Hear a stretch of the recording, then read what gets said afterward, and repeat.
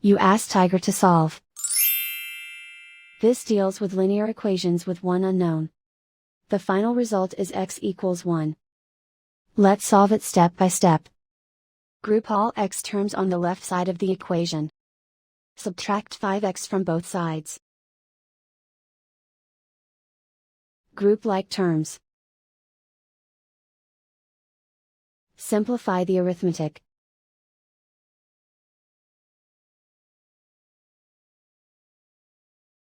Group all constants on the right side of the equation. Subtract 6 from both sides. Simplify the arithmetic.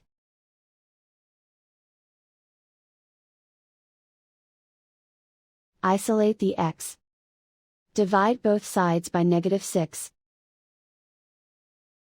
Cancel out the negatives.